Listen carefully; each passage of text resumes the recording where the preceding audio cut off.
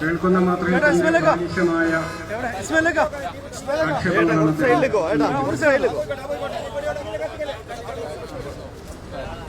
അത്തരത്തിൽ ആക്ഷേപങ്ങളും ആരോപണങ്ങളും ഉന്നയിക്കുക മാത്രമല്ല, എതിരാളികൾ പോലും പറയാൻ തയ്യാറാകാത്ത തരത്തിലുള്ള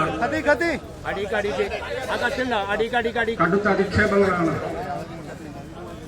അദ്ദേഹം ആ പത്രസമ്മേളനത്തിൽ ഉന്നയിക്കുന്നത്. എല്ലാ അതിരുകളും കടന്ന്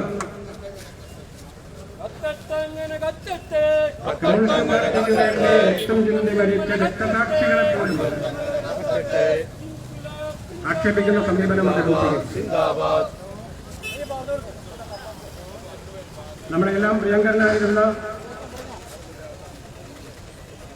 CPM-ന്റെ സംസ്ഥാന സെക്രട്ടറിയും പോളിറ്റ് ബ്യൂറോ മെമ്പറുമായിരുന്ന പ്രിയപ്പെട്ട കോടിയേരിയെ പോലും പാർട്ടിയെ ആക്ഷേപിക്കുന്നതിന് വേണ്ടി അദ്ദേഹം ഉപയോഗപ്പെടുത്തിയിരിക്കുകയാണ്. അത്തരത്തിലുള്ള അൻവറിന്റെ ആക്ഷേപങ്ങൾക്കെതിരായ പ്രതിഷേധമാണ് ഇവിടെ സംഘടിപ്പിച്ചിട്ടുള്ളത്.